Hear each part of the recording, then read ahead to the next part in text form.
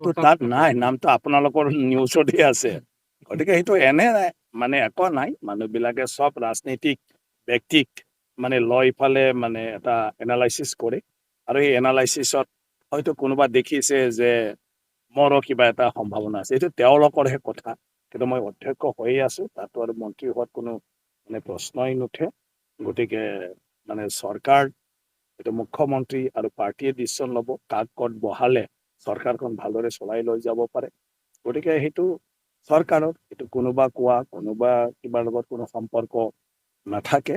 কিন্তু যিহেতু মন্ত্ৰীসভা আপোনাৰ চালচলনি হ'বই, নতুন মন্ত্ৰী তাত সোমোৱা হ'বই, সেইটো লৈ ফালে চৰ্চা হোৱাটো স্বাভাৱিক। আৰু যিবিলাকে মোকহে মাত্ৰ দেখা পাই আছে, তেওঁলোকে ভাবি আছে কি ময়ে হ'ব বুলি, গতিকে তেনেকুৱা কোনো কথা নাই। পঞ্চায়ত ইলেকশ্যন আৰু অন্যান্য আছে, গতিকে গভৰ্ণমেণ্টৰ পৰা আমাক জনাব মানে সুবিধাজনক ডেটটো। মষ্ট প্ৰবেবলি তেতিয়া মানে আপোনাৰ কি কয় পঞ্চায়ত ইলেকশ্যনবিলাকৰ হয়তো পিছতো যাব পাৰে। এতিয়াৰ পৰা যদি ইলেকশ্যনৰ কামটো চলি যায় তেতিয়া হয়তো বাজেট ছেশ্যনহে হ'ব পাৰে।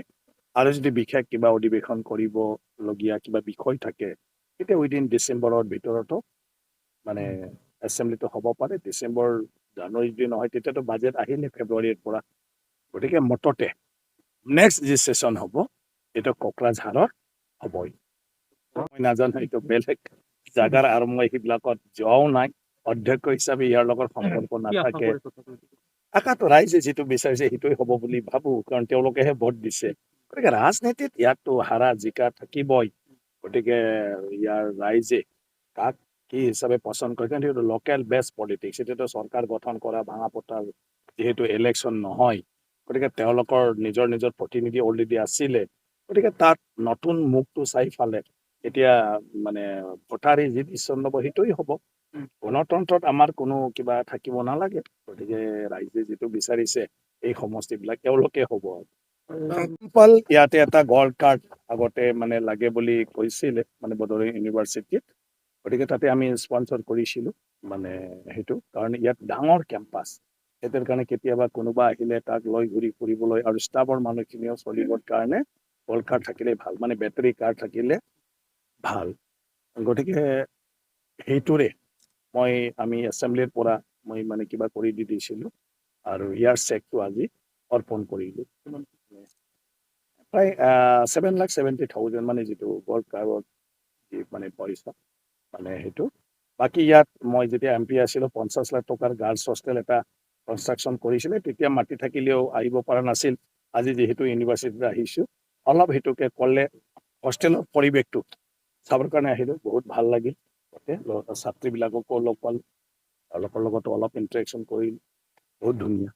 ইউনিভাৰ্চিটিৰ বিভিন্ন সমস্যাক লৈ আলোচনা হয়। আজি আমাৰ VC ডাঙৰীয়া আৰু ৰেজিষ্ট্ৰাৰ ডাঙৰীয়া বাকী সকলো ইউনিভাৰ্চিটিৰ কেইটামান মানে সমস্যা বুলি নহয়, কেইটামান প্ৰপ'জাল অলৰেডি গভৰ্ণমেণ্টত দিছে।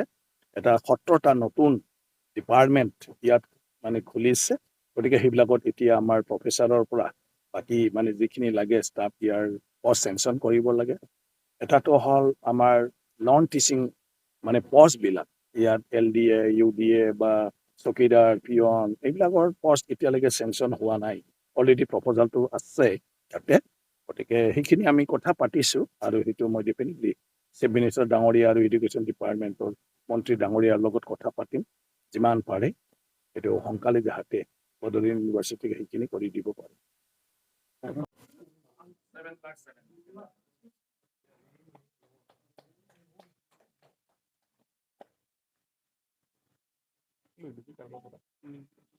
तो अभी ये आपका झमेला अभी यहाँ से गाड़ी उठा के अंदर